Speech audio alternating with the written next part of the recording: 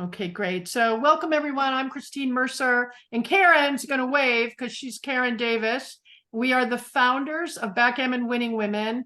And it so happens that both of us work with ZZ, who's here today, one of the top 5 backgammon players in the world. Thanks for being here, ZZ, and talking to us about the doubling cube.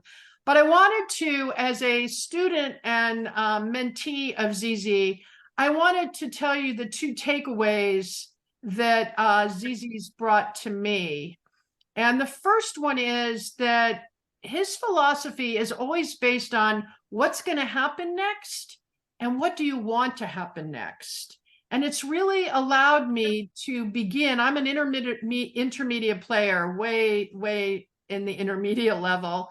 And it's really helped me to be able to slow my play down, to ask myself the questions that when I'm not sure of the next move, it helps me choose which one I want it to be. It's changed my game tremendously, and I'm truly grateful for that. So when I think of ZZ's positioning on backgammon, it would be that he's always thinking ahead. He's never necessarily just in this moment. And I think it's changed my game. And I haven't read about that a lot from anywhere else. Karen, is there one thing you want to share that ZZ's brought to your game? I think you've hit the nail on the head. It's what does the future look like under alternative decisions? And what is the magnitude of the shift in your game, which as an economist, we think of as reward versus risk. But he has a neat way of helping you think about that, not so much numerically, mathematically, as in terms of how good you feel about your game under different scenarios. Well said. That's why Karen's at the level she's at. So we both enjoyed working with him. The other thing is I love ZZ because he's fun and he's able to not take it quite as seriously either. So I don't know who that is. That's not you, ZZ, is it? That's not me, no. Okay, whoever's just shared their screen, please take yourself out. I don't know how to do that. So Philippe, if you could stop sharing, that would be great. Thank you. You should see a button to click up at the top of your screen. Philippe, maybe under. Yeah, no, you've got to, yeah, nobody should be able to video maybe I'll just start sharing, so it's going to be easier. Yeah, but we don't want that screen behind that in there. So Philippe, we're going to have to, unfortunately, we'll have to take you out and you'll have to come back in again. So if you could fix it, that would be great. How do you know it's Philippe, Karen? Because at the top of my screen, it says, I'm viewing Philippe Solnave's screen. Okay, hold on. Okay, we're going to have to. Hold on 1 second, please. We're going to remove it. Okay. Okay, that should take it out. Great. Okay. All right, so I wanted to start. ZZ's focus today is going to be on the doubling cube, but I had a couple of questions for him. We were talking earlier before everybody came in about there was no doubling cube at the beginning of the 20th century. And there were a lot of industrialists in America that were beginning to find backgammon boring because all they could do is play for 1 point per game. So what did they do? They entered the doubling cube so they could make money, at which point it took off in the industrial area in the beginning of the 20th century. So my first question for ZZ, who you enjoy a good gamble, right? ZZ, you like a good gamble. If everybody could please mute themselves, that would be very helpful. How do you feel about that in terms of the gambling aspect? And what is your thought around the entrance of the doubling cube to the game itself? So thank you, Christine, for introducing me. Well, who doesn't enjoy a good gamble, right? Well, I think when I started playing the game, I was 5 years old, so we had no idea about the cube, but we got it introduced pretty fast. And even though we didn't know the rules, we knew the rules, but we didn't know how to use it, like how to correctly use it in certain positions. It was like very, very fun aspect, which was brought to us because yes, cube is just giving the game something special, something which is exciting, which has adrenaline inside, because you can just turn the game. You can win 8 games in a row, but then you can just lose a big one and it's all back. So that's why the cube is interesting, and I enjoy the cube very much, and I find it as a very, very important and one of the most complex part of the game. Okay, and Zizi, when we're talking about the cube, how much of your brain power during a match is on the cube? So it's all connected, right? It's important to point out that it's like all connected. So by understanding the position, by understanding what's going on, by what I like to call the mindset of everything, mindset of backgammon, what you want to have, it's just connected. So it's like, it's not like I have a mind on the cube and I don't have mind on checkers, or the opposite. It's just when you are in the game, when you are in the mindset, you just got covered both, and you want to always know what to think about, how to think about the game, and where are you at. That's why I want to, that's when you said that like to look into the future. It's good to look into the future, because when you know what to expect, when you know what's going to happen, well, you can very easily prepare for it. So the only important thing is to be realistic, to see the position realistically, and that's how you just will play your best. Okay, so take it away and let's hear your presentation. Thanks again for being here. Thank you very much. All right, let me share somehow. All right, so let me see if you... Oh, wait, I have one other thing. If you have a question, please put it in the comments, and Karen and I will be monitoring the comments, and we will definitely make sure your question's put in front of Zizi. So we'll take, everybody can go off mute at the end, but during the presentation, we'd appreciate the questions being asked in the comments section. Thank you very much. So first of all, thank you so much, everybody, for coming. Today, I will talk about cube action mindset. Cube action is one of the most complex topics what there can be, because cube, I mean, we can talk about cube in hours, right? But today, we will want to talk, and I will want from you to go out from here with one specific thing. We will talk about blitz positions, volatile positions, and scatty positions. So we will cover this topic, and once we are done with this seminar, you will always be confident in these positions, because you will always know what to search for, what to do. And even though blitz positions are scatty positions, where you are under attack, you will know with your brain how to decide, what to look for, and what is the key in those positions to look at. So before we can look into practical examples, we need some little guidance. Again, I will not go into big depth of some things what we should know before, but I will cover a little part. So what we can talk about the cube, we can talk about what does the cube represent, when do we use the cube, how do we use the cube. Again, as mentioned, there's just so many things, right? There is live cube versus dead cube. There is access to the cube. There are so many things, but again, first, what we want to know are some paradoxes first. So this probably will not surprise you, but let's have a look at this position or this example. This position is a last draw position when we are favorites, right? Why we need to cube? Well, we need to double this position because, well, we are favorites and it's definitely a last draw position. What does that mean?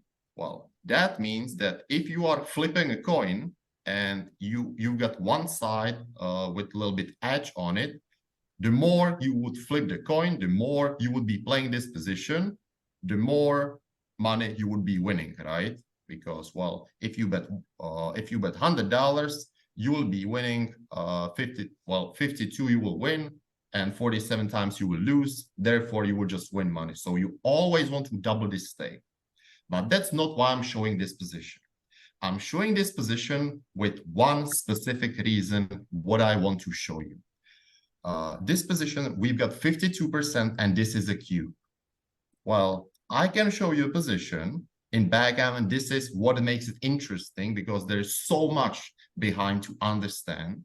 Here I can show you when we've got 72%, and we can see it's kind of a sizable no doubt. So what I'm trying to point out, first of all, you can just forget these positions because they are not important. They are just, I just want to make one simple point. Backgammon is so complex that you never want to look at the percentages. If somebody tells you that you've got 60% chance to win, 20% to win the gammon, well, what does that tell you? Nothing. This can be a double, this can be a no double, this can be anything. The only important thing is to correctly analyze what is going to happen in the position. So why would this be a no double? Well, now this is what we will start with. Basically, we've got no reason to double this position. Why is that? Well, even if we jump out of this prime, right, that's what's happening in the next row. If we jump out of the prime, we didn't lose our market loser because our opponent will still have a take. So, well, so we roll 5-1 and then we can, let's say, cube or so. But we've got bad things what can happen to us. So we've got reasons why not to cube. So how to summarize this thing or this knowledge, basically? When we are deciding whether to cube or not, we want to be looking for the market losers, of course. You probably heard about them. Market loser is a sequence where it will become from a take to a pass. Those are what I call reasons to cube, okay? The more reasons to double we have, the more likely we want to cube. Second thing, what we want to look at is how big of the market losers are.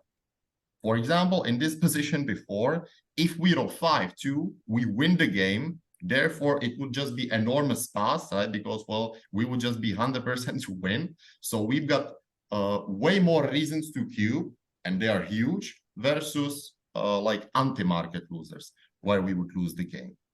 So here we've got 0, except maybe double 6, 0 reasons to cube.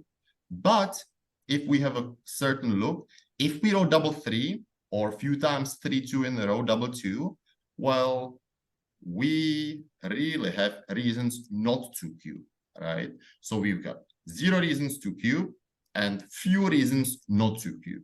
Therefore, there's just no point in cubing this one, as we can see. But now, what we will be looking at are blitz positions. First, I'd like to introduce them, what they really are. Well, blitz positions are scary positions where one player is usually attacking the other while the player doesn't have the anchor. So these are types of positions what we will talk about. Before we, again, look at the practical examples, we will look at the boring theory. If you don't understand anything from the take story or pass story regarding the theory now, don't worry, as we will come back to it. We just need to somehow state it, what it means. So I came up with something, what is called take story and the pass story. When do these occur? As mentioned, these are going to happen in blitz positions, volatile positions, and scary positions. Basically, one of the most scary things to do, right? I mean, even though sometimes in the backgammon, you feel you should take the cube, it just feels so scary that you just pass for some reason. So I want to give you the confidence that even though when it will look scary, you will be able to take, because you will have the confidence that that's the right idea. So what we will be actually doing, we will be analyzing our game. Again, we will be looking realistically where we are at, and we will need to define few things. We will be defining whether, if we get lucky, whether we will have a great game, so when we get lucky, our goal is to have a great game, right? Like when you get lucky, you want to get rewarded. So that's gonna be, of course, great thing. That's gonna be a good thing. If you somehow ever get lucky and you will still not feel well, that's not a good sign, right? So this is gonna be a first thing what we will be defining. First sign, therefore, of the take story is that once we get lucky, we have a great game. On the other hand, part of the pass story will be that If we get lucky, we basically just stay in the game. We are not even really happy. So that's going to be first step, what we will be defining. Second step, what's going to happen if we get unlucky? Do we still have some backdoor chances? Let's say we are in the bar and somehow we will not enter. So the question will be, do we have some backdoor chances still? Which is, of course, good. Like if we get unlucky, we still want to have another chance, right? Or is it going to be part of the past story where if we get unlucky, we are absolutely crushed and we are about to lose the gammon? Now, these are going to be two biggest questions what we will go through. Now, again, good thing is that so far what I've said, it should sound clear. It should sound like, okay, that's obvious, right? Well, let's put it into practice and let's see how it actually works in dangerous positions, okay? Again, some of them will be easier, some of them will be more difficult. We want to explain everything. We want to see all kinds of scary positions, blitz positions. So here we've got the first position. Somehow I would like to ask the audience, I just don't know how to do that. Oops. So what would you think about this position? I don't know if somebody, I don't know, can raise the hand or just somebody, anybody has an opinion on this position?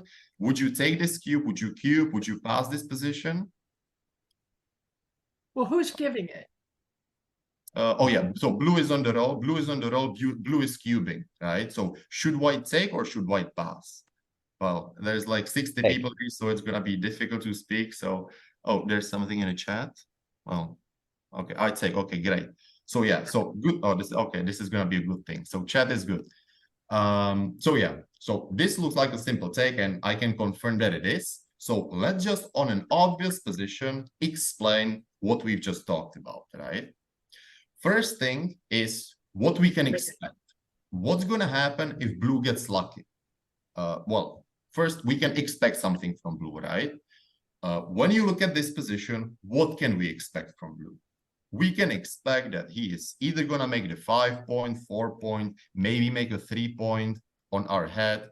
That's just what's going to happen, right? There's nothing surprising. We just know that something like that is going to happen, right? That's like most common thing what will be there. And now, if white gets lucky, first we have to define what it means. Does he have a great game or did he just stay in the game? If white gets unlucky, is he like suddenly losing the gammon or will he have another chance? Now, let's answer these two questions and we will come up white's take. So let's say blue rolls 3-2, right? If white enters, which he probably will, he just suddenly has a game, right? I mean, he will have an anchor. Blue will have so much work to do. It's gonna be great. It's gonna be great for white. Therefore, he's got a great game. First sign of a take story. What would happen if white would get unlucky? So again, blue rolls something like 3-2 or 2-1, whatever, and white dances.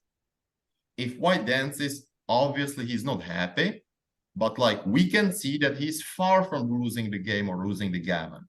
He still has some backdoor chances. He is still able to come in next roll, and he is not under the huge pressure immediately if he gets unlucky.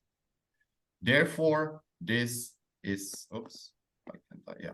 Therefore, this is a take story, and therefore, as you correctly point out, this is a big take.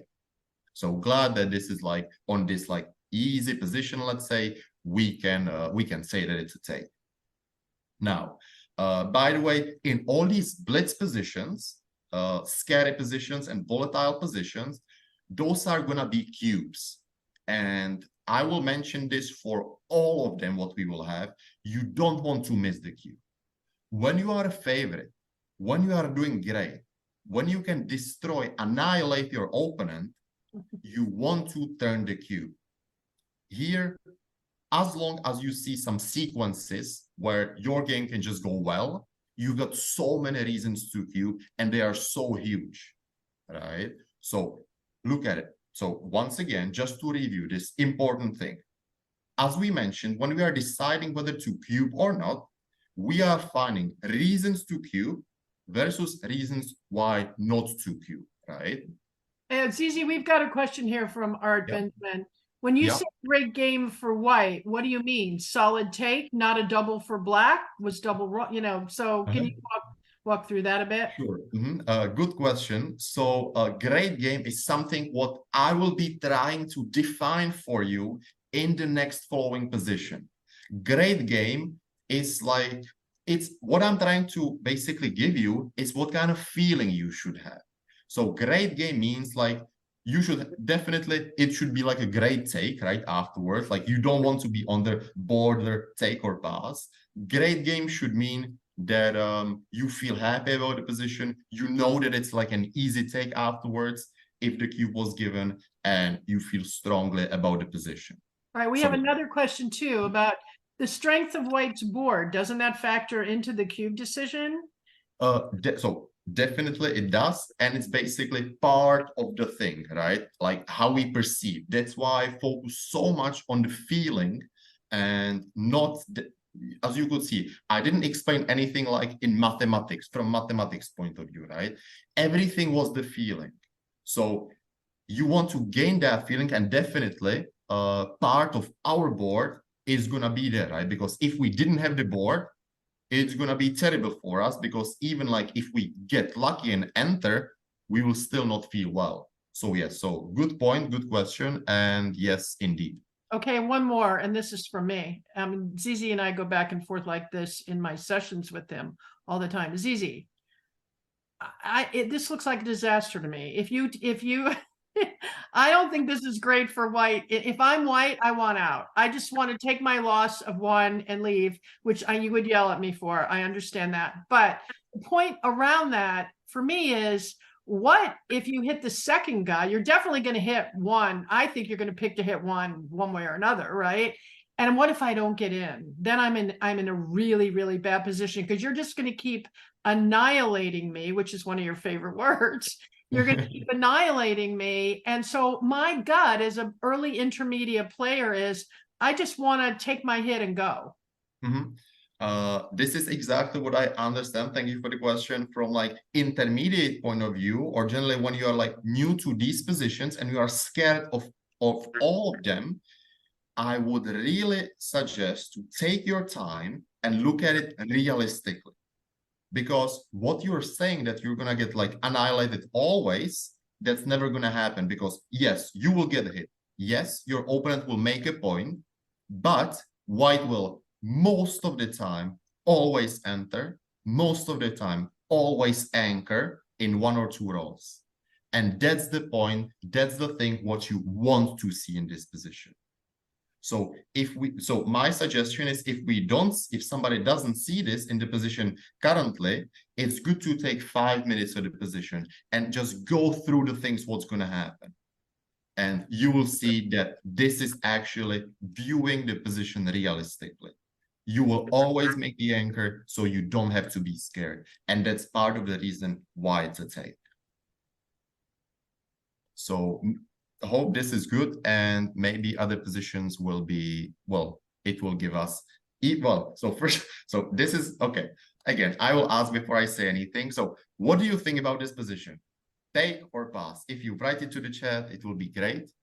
I'm very interested in what you're gonna say in this one. We'll just keep it on like this. Meanwhile, while you can write whether this is a take or a pass, I will let you think about it, but I will talk. As mentioned, we are looking for the reasons when to cube versus when not to cube.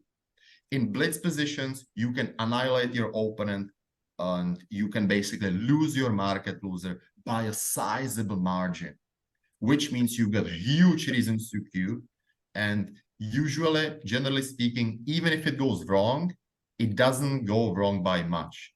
When it goes wrong, it usually means that opponent somehow hits you, so he slows you down, or it means that he anchors, which means usually you still stay a favorite. So that's why, generally speaking, blitz positions, when you can annihilate your opponent, you never want to be missing the cube. And we see that we've got a take, so I'm happy about the take. Yes, so This position, I think I played it a long time ago, and it felt super scary.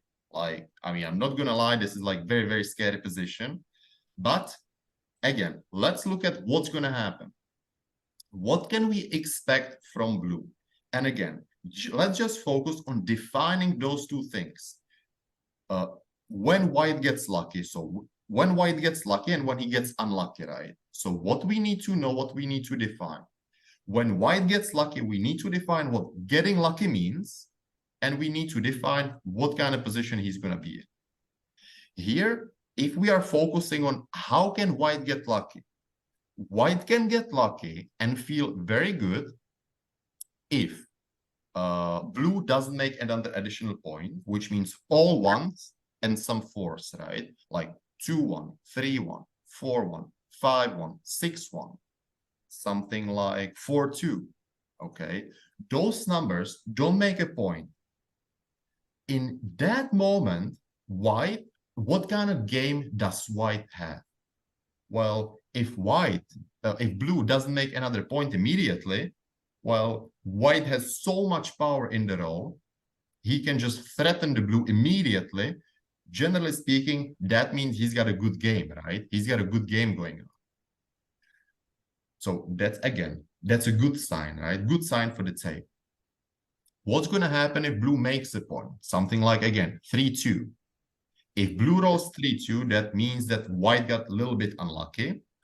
But again, white's got backdoor chances. Like anytime white enters, and it doesn't even have to be now, white will have a huge game.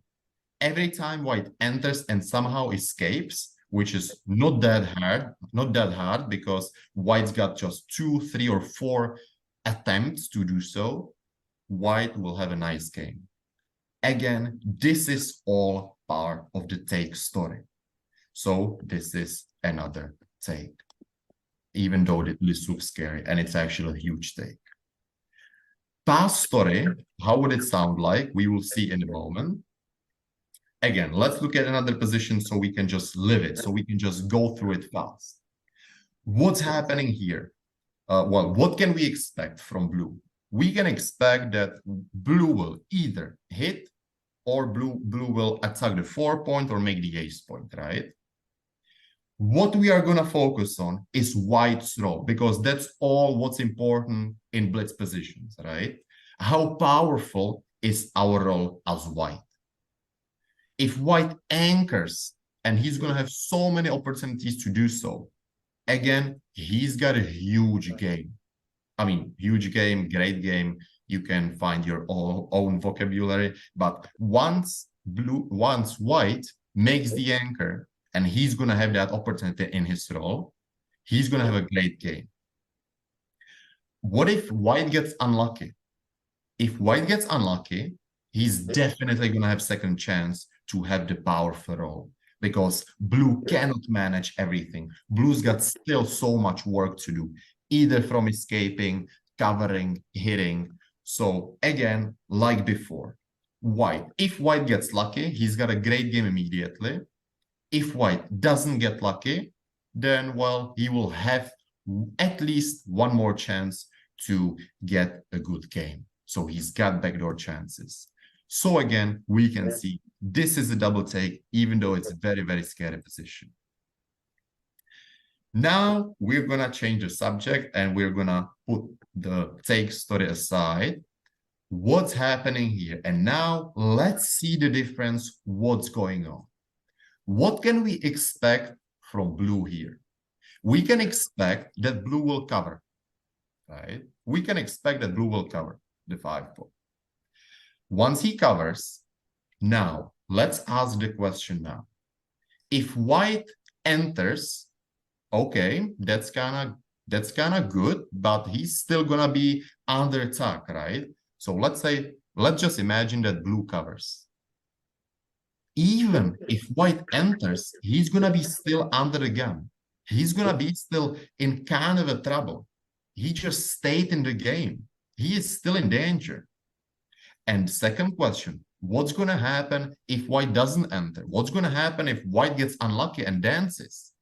So, well, then it's a huge problem. then it's a huge problem for white, and he's gonna be losing gammon very often.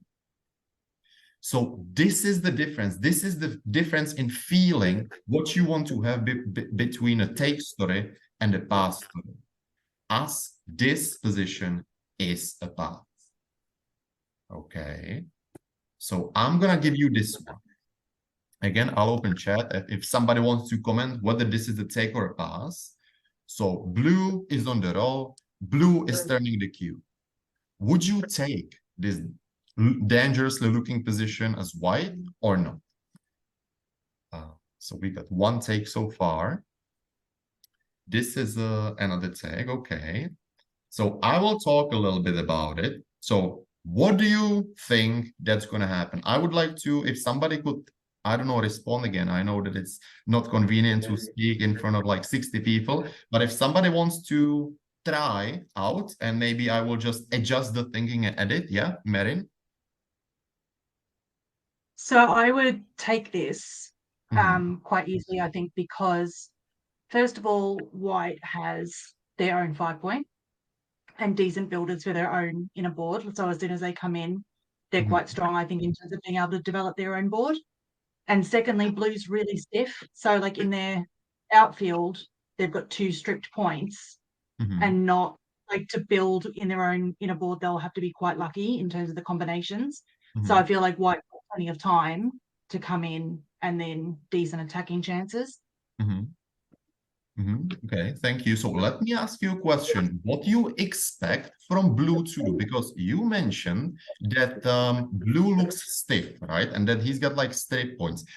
As long as I agree with that, I want to ask you, what do you expect that blue will do? What do you expect that will happen? Because blue is on the roll. So we want to start with what will blue do, right? So what will blue do? Who's gonna hit? Yeah, blue's gonna hit, right? And if they can, yeah. We agree, Marin, right, as well. So blue is probably most likely gonna hit. And now, if we should try whether it's a take story or a pass story, if white gets lucky, that means that how would you define that white will get lucky? What would be your definition of white getting lucky in the next roll? Blue's probably got quite a lot of bad rolls that are going to leave blots around the place. Like things like 5-1 is going to be quite ugly. Even like 5-3 and things like that, because you've already made your own 3-point. Okay. So I think there's probably a lot of rolls that are going to leave blots for blue. And therefore, if white enters, which they're favorite to do, then they can potentially go straight back on the attack. So as long as you are right, because yes, indeed, there are few bad rolls for blue as well right now, right? That he can leave blots like 5-1, 5-3. As long as I agree, that means that white will just get very lucky, right? If blue basically doesn't hit or doesn't do anything. The problem is white just will get very lucky if blue rolls, let's say 5-3. But the problem is white is still in a very, very bad shape. What I'm trying to say is, as long as white doesn't roll one specific number, and that's either anchoring if we missed, or as we expect, we're gonna hit on the 4-point, right? So as long as white doesn't roll a 4 and hit us back, he's in huge trouble. And he's in huge trouble immediately. And that's the problem. So that's why I would say that this is going to be actually pass story based on this. Wow. Yeah. So as long what I would suggest, because you are saying some good points, but what is important to focus on, what it really means defining what is lucky and unlucky. Because first, what to start is what we can expect. We can expect that white will get hit, and now there are only 2 questions. What if white gets lucky and hits?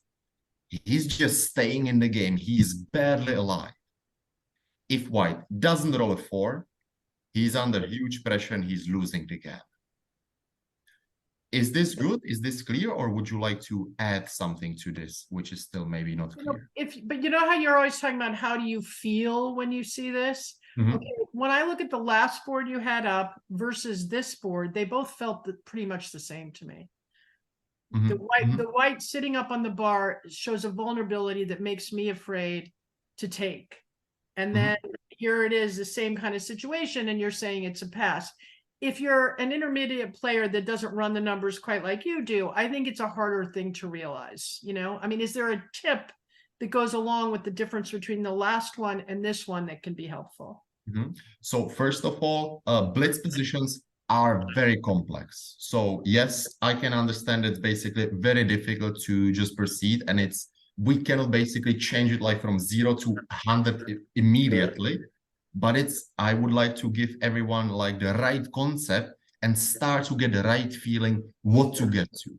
So in all these positions, somebody will be on the bar. What is up onto us is to decide and realize how dangerous it will be. Will we have backdoor chances? Will we have second chances? In this position, no. In this position, yes, a lot. And that's the thing what we either want to experience, what we want to start feeling, and what we want to start analyzing. And it's all in the part of the take story or a past story. So, but Lewis is saying that he thinks the gammon possibilities seem very high here, 38%. So that's got to factor into it. And secondly, the cube, Alan's saying that that's a good point. The cube is live. What is the match score? And is it necessary to recube now is the next question. Would you recube immediately? So first, all the positions are basically money games or like 0-0, like normal scores. That's when we are focusing on. We are not adjusting to any scores. That's like the second subject, what we could do.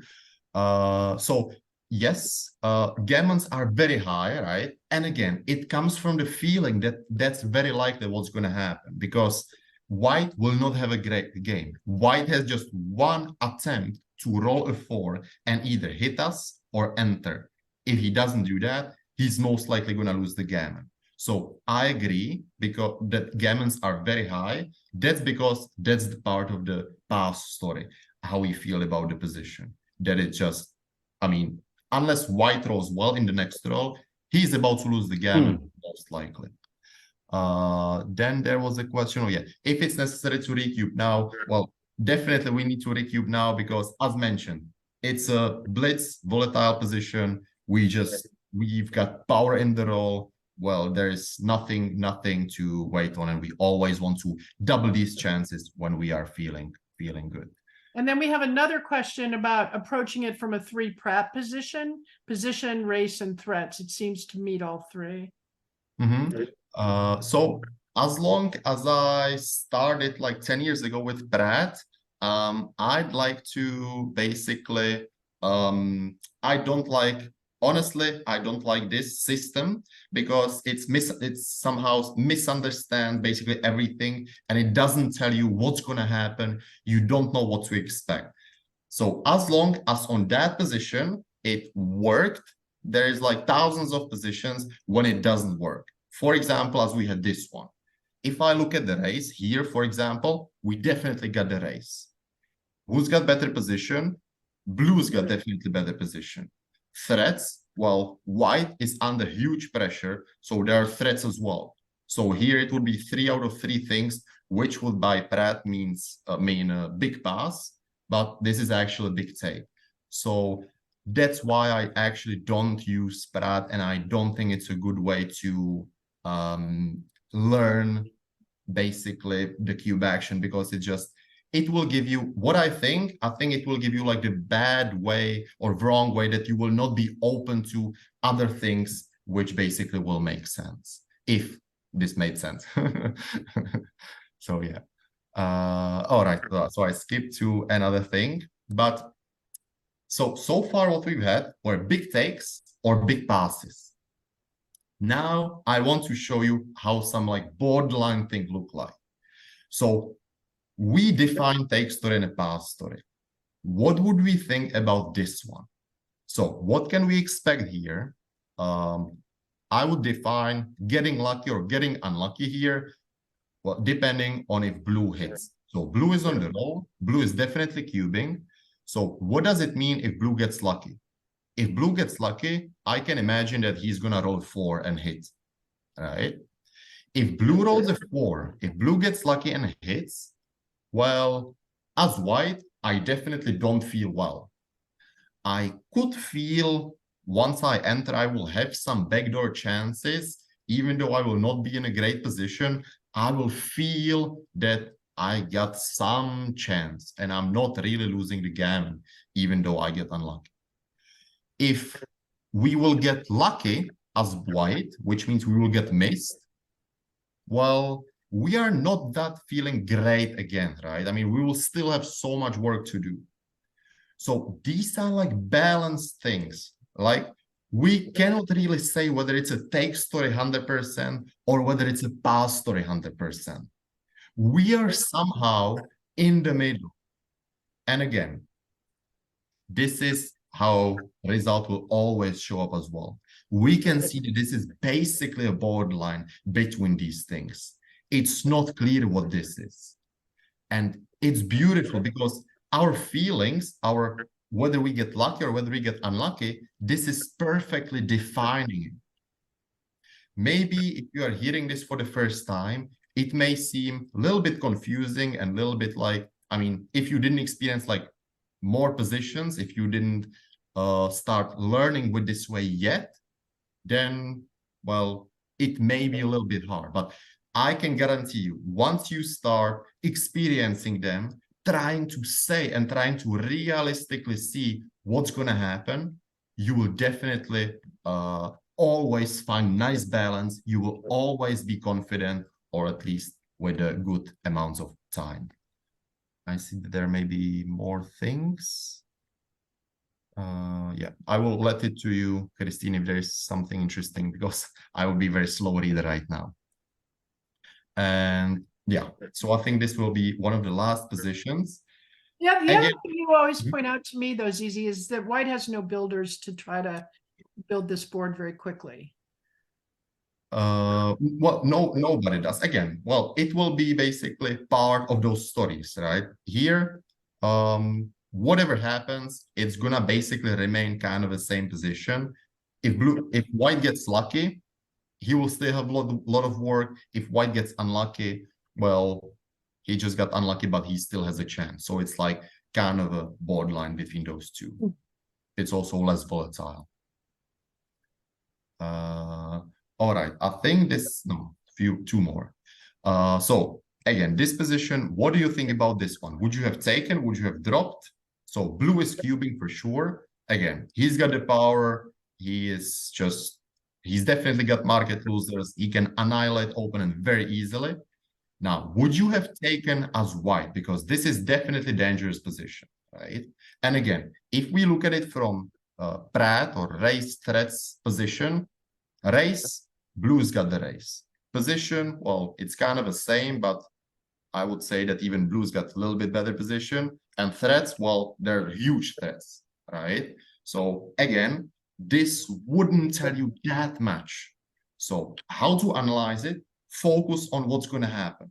Focus on if white gets lucky, how it will look like. Focus on if white gets unlucky, how it will look like. So let's see. Drop take. Okay, 50-50. Okay, that's easy. And indeed, it's a small take. Well, not super small, but kind of a small take. So let's analyze it and let's be confident about this one as well. What can we expect from blue? We always start with that. Blue will probably hit the checker on the 7 point, right? Now, if white gets lucky, what would that mean? Well, that means that he enters 1 checker, 2 checkers, he rolls a double. White can also get lucky that blue will miss somehow. Yeah, like 5-4. Then again, he's got so much power in the row. So white will probably do that. White will probably, again, we can see he will enter, he will anchor, he will not be under pressure. Even if he gets unlucky and doesn't enter both checkers immediately, maybe if he dances it's bad. But even if white gets unlucky somehow, he will definitely have a second chance. He will definitely have backdoor chances. He will most likely anchor anyway. It's not like he's under immediate pressure. So again, this is how we can see that it's a take. Immediate pressure and how much power will white have in the row. As long as it's there, as long as you can see the power, feel the power, it's a good take. Once you see being in danger, doubts about losing the gammon immediately, that's the other side. That would be a pass. Okay, oops. This is the last position. So I would again like to ask somebody to tell me about this position. What will happen if white gets lucky? What will happen if white gets unlucky? Anybody who would like to try this? 9 checkers in the zone. Okay, maybe I'll just go back. Okay, by the way, one good point. So, okay, yes, 9 checkers in the zone. So generally speaking, we can have 8 checkers, 9 checkers, or 10 checkers in the zone. It's most common variation. And yes, that definitely is a good part. And it kinda, the more checkers in the zone, the better, of course. And it's something, again, what you will feel. It's something what you will feel. If there was 10 checkers in the zone, you would feel that it would get way more dangerous, and that would be a pass. But I want to point out one thing. It's not a rule, because you always want to check the right future. Sometimes even with 10 checkers, you don't want to say something like, with 10 checkers in the zone, it would always be a pass. Okay, that's not the case, but it's a good guidance to look at. Yeah. Okay, unlucky dance. Yes, very good. So yeah, so we've got already good, perfect. So we've got already a comment. What does it mean when we get lucky and unlucky? Very nicely defined. And yes, indeed, white will get lucky if he anchors. That's an amazing game immediately, which is already a sign of a take story. Unlucky, dance, definitely. If white dances, there will be another chances, because it's not like blue's got way more checkers here that he will just close us out immediately. So that means, again, part of the take story, and that's gonna be a take. So very nicely defined. As we can see, as to summarize, this is what worked. We only need to define what it means to get lucky and unlucky, right? Lucky, making the anchor, sign of a take. Unlucky, dancing. We know that we will have another chance, either to anchor or to hit. If there was a case that blue would have maybe 2 or 3 more builders in the zone, that would mean that if we get unlucky, then we would be like that.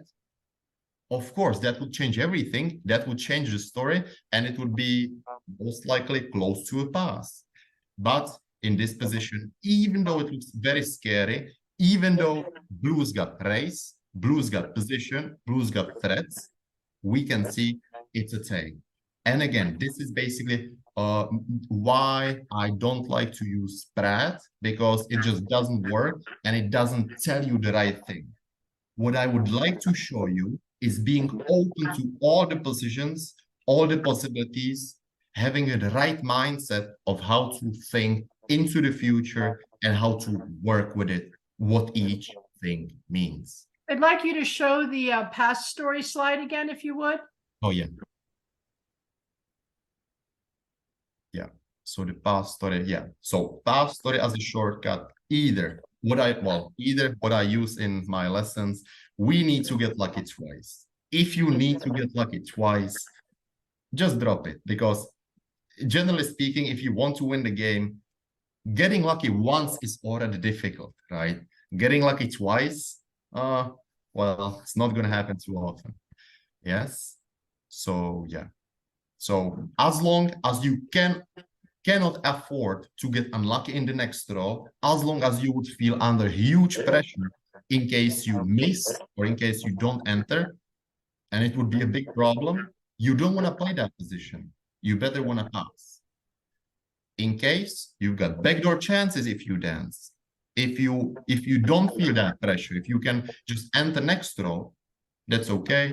You can just take. So I know there was a lot of comments. Thank you very much for them.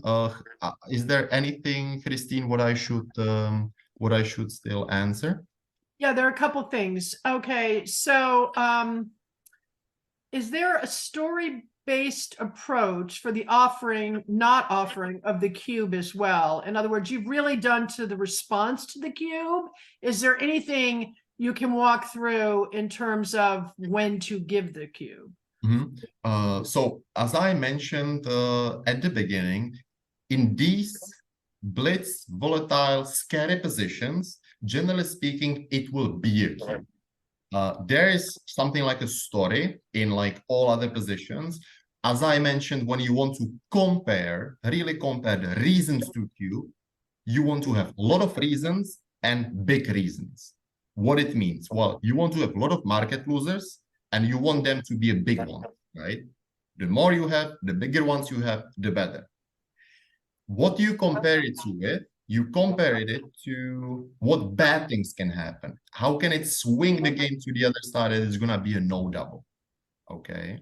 So this is basically as simple as I can mention it and say. All right. And then another good question is, luck and bad luck are based on the probabilities of the rolls. How much do you think you should be calculating when you're playing in order to decide what is luck and what is bad luck? Good question. So again, this is why I like the stories, why I like the feeling, why I like looking into the future. Basically, there you can definitely be counting so many things and have a paper and just write every single thing and so on. But generally speaking, backgammon is beautiful because generally it will have 2 or 3 categories as you can balance it out. When you imagine the dice distribution, you will have very good rolls, then you will have most common rolls like good rolls, bad rolls, it depends on the position, and then you will have like unlucky rolls.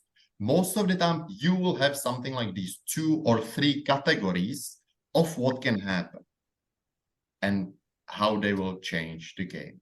So I wouldn't say that you really need to count it. You just want to learn the right approach, how to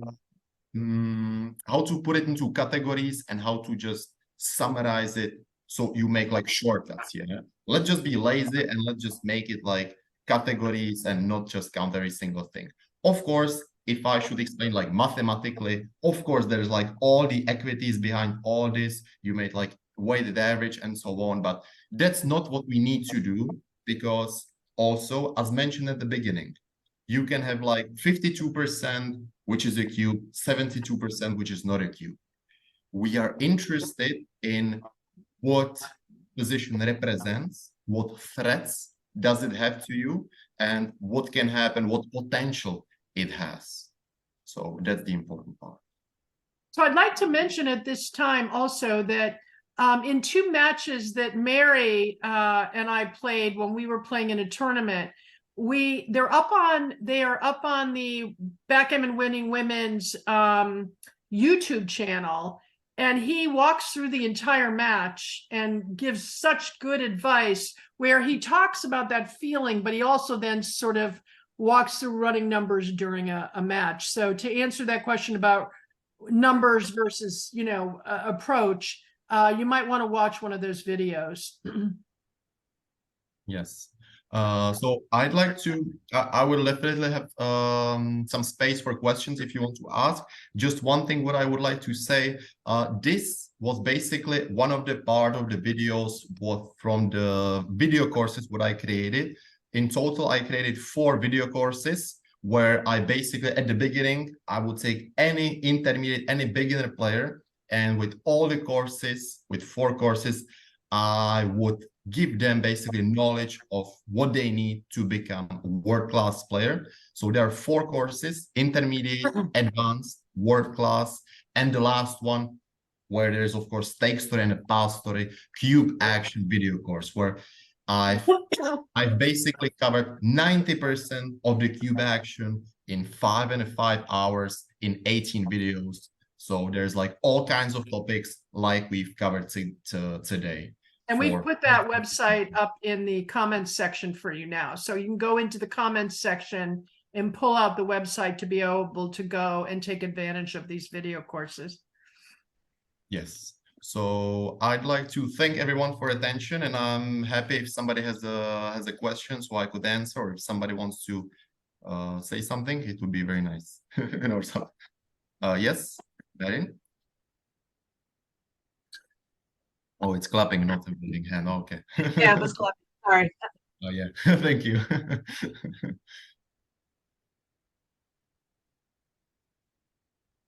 Yeah. So thank you, Christine. Thank you, Karen, for organizing this. It was my pleasure. And thank you so much, everybody, for coming. And well, hope to see you somewhere in the world next time. Thank you. Thank you. Karen's gonna wrap up. Bye. Zizi, thank you so much for this. As Christine mentioned, both of us benefit from Zizi's lessons, but I particularly like his courses. For years, I've wanted videos that present a structured curriculum for learning the basics of backgammon, and now we have them with his 4 video courses, the intermediate, advanced, and world class, and now his new course on the cube action. You can view them multiple times, review them until what I think of, you internalize the basics. But then I also take lessons from CC, and we can use our lesson time to focus on the blunders that I've made just a few days ago in some important match, and ZZ clusters those errors, those mistakes by category, so I can drive home again what I'm doing wrong, either forgetting, not doubling soon enough, or doubling too soon, or doubling too good. So many thanks, ZZ, not only for this wonderful presentation, but making these resources available to help all of us improve our game, and also being available as a coach to help us with our particular areas of weaknesses. And then I finally, for cheering us on and watching our progress and applauding when we begin to improve. Thank you very much. Thank you very much, Karen, for such nice words. Thank you very much. Goodbye, everybody.